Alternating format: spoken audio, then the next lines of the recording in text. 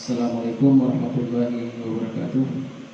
Yang saya hormati Bapak Kepala Badan selaku penguji, Bapak Ketua Pengadilan Agama Karangasem selaku mentor, Bapak Wahardi Esrage MPD selaku coach.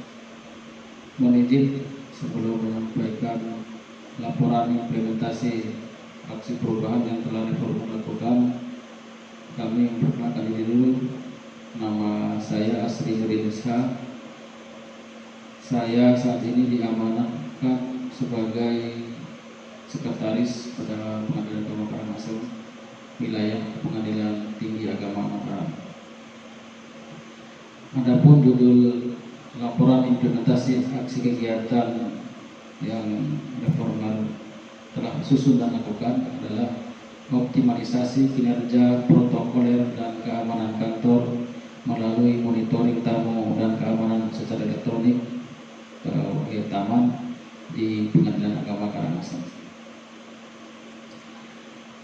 Monitoring tamu dan keamanan kantor secara elektronik adalah suatu aplikasi yang dibangun dan dirancang untuk memantau tamu atau pengunjung yang datang ke Pengadilan Agama Karangasem dengan memanfaatkan teknologi informasi yaitu berupa buku tamu elektronik dan pemasangan CCTV.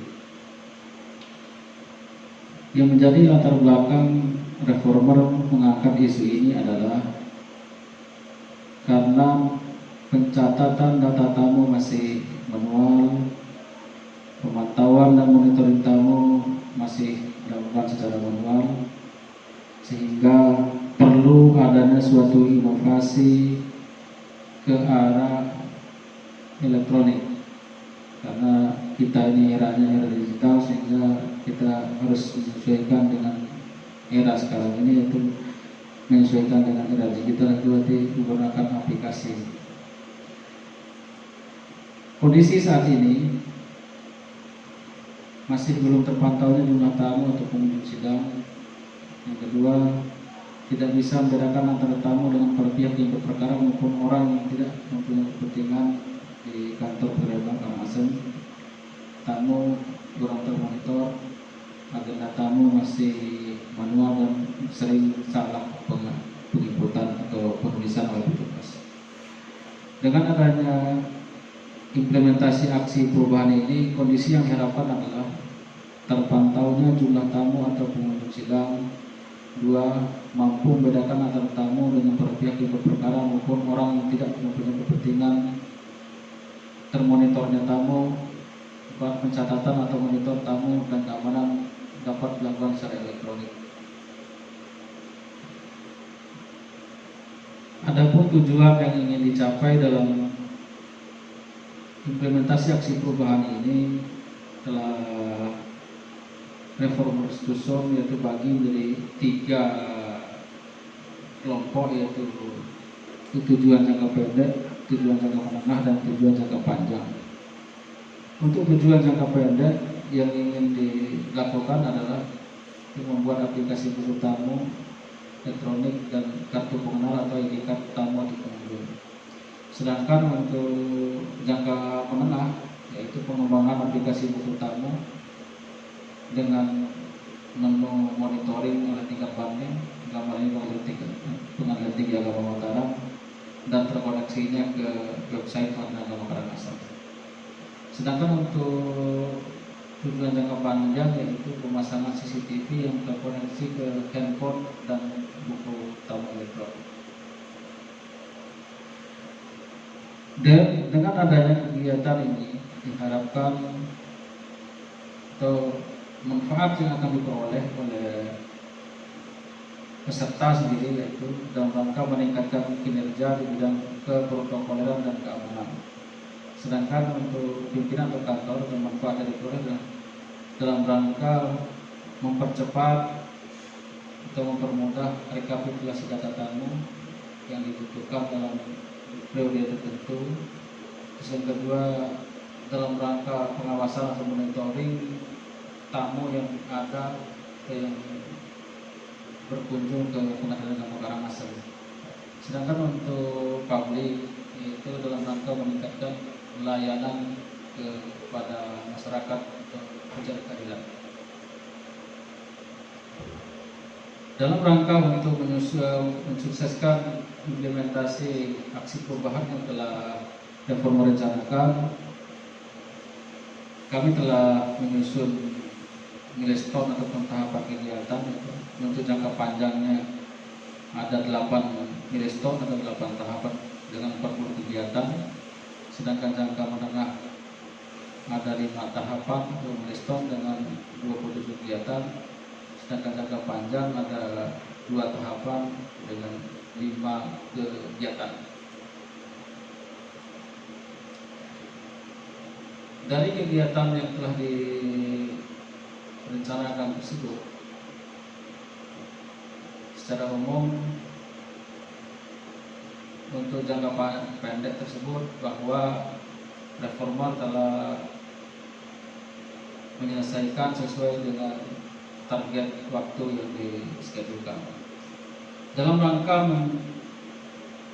mensukseskan rencana aksi perubahan ini, berdasarkan hasil koordinasi dan konsultasi dengan Ketua Pengadilan Agama Karangasem dan Guntur, kami telah menyusun tim efektif dan telah di SK-kan oleh Ketua Pengadilan Agama Karangasem dengan susunan personil sebagai berikut: promotor Haji Ridwan Wajih SAG, Ketua Pengadilan Agama Karangasem; mentor Nurul Laili SAG; coach Mahardi SAG MPD; reformer kami sendiri asli Indonesia; Ketua Pokja 1 Iki Timurah Adiwarga Eskom; Ketua Pokja 2 Umam Mujahidin AR Rosidi SIP; Ketua Pokja 3 Abdurrahim Eskom.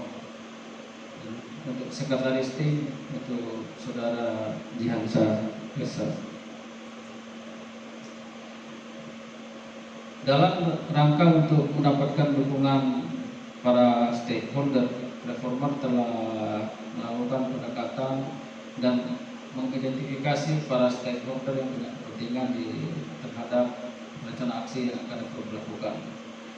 Berdasarkan hasil identifikasi yang reformer lakukan, terdapat 24 stakeholder yang dikelompokkan menjadi 3 kelompok, yaitu stakeholder utama, stakeholder sekunder, primer, stakeholder sekunder.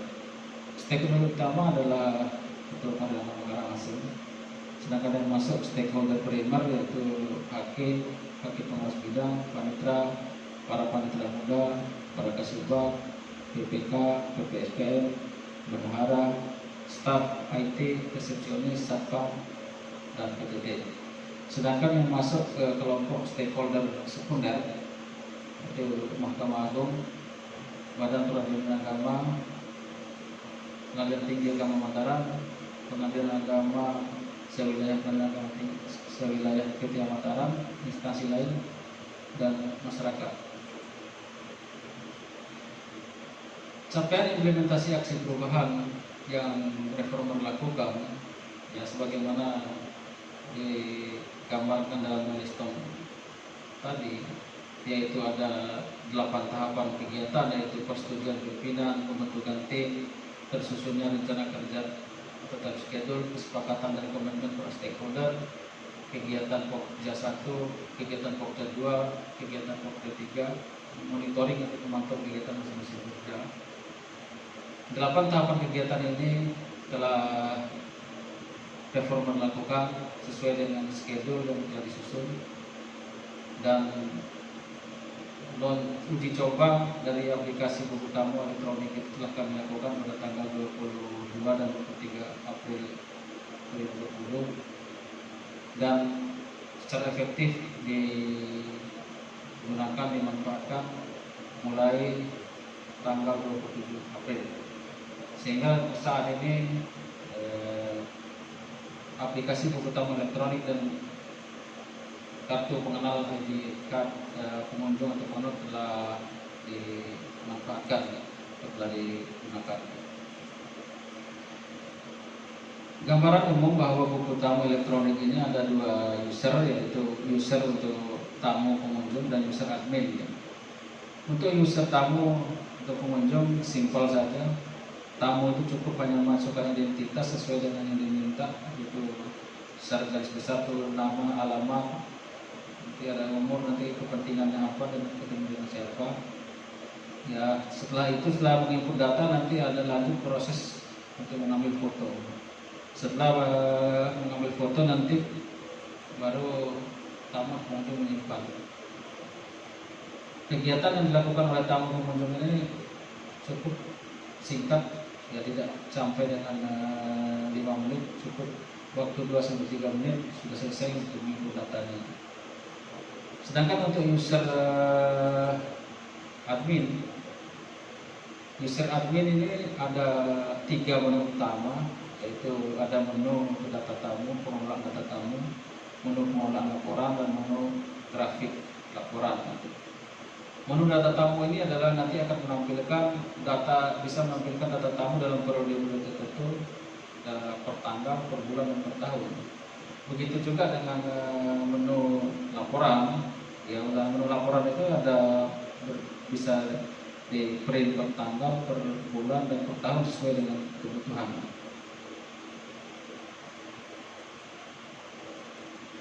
Sementara untuk kartu pengenal atau ID card, kartu pengenal ada 4 jenis yang dibuat sesuai dengan yang telah direncanakan, yaitu kartu layanan untuk ikut SP, kartu pengunjung sidang, kartu tamu yang konsultasi perkara, dan kartu atau ID card tamu pimpinan atau kantor.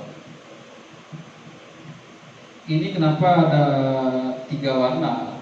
Ini dalam rangka mensinkronisasikan dengan program zona integritas yang akan dilakukan oleh Kementerian Kalkasel. Karena di zona integritas nanti ada pembagian wilayah atau zona yang bisa dimasuki atau bebas oleh para pihak atau masyarakat. Zona hijau itu adalah zona yang bebas masuk oleh para pihak atau masyarakat. Zona hijau itu nanti akan menggunakan kartu pengenal berwarna biru. Situ masyarakat, para pihak itu bebas berada di situ. Itu di area ruang tunggu sidang, di SP itu masuk zona biru. Sementara zona kuning ini adalah yang menggunakan ID card warna kuning, ini adalah untuk tamu atau para pihak yang berperkara tapi ingin konsultasi dengan aparatur peradilan, tapi mereka berada di ruang tamu terbuka. Ini berada istilahnya zona kuning dan aba-aba, dan mereka ini tidak bisa masuk ke dalam ruangan, jadi cukup di ruang tamu terbuka. Sementara untuk tamu pimpinan atau tamu kantor, ini adalah masuk ke zona merah, tapi mereka bisa masuk ke ruangan, tapi tamu ini adalah kategori tamu yang tidak ada kaitan dengan perkara, tamu yang di luar dari pimpinan perkara. Dari implementasi aksi perubahan yang reformer lakukan, ya dapat disimpulkan: 1. Aplikasi e-taman itu mempermudah pencatatan tamu atau pengunjung.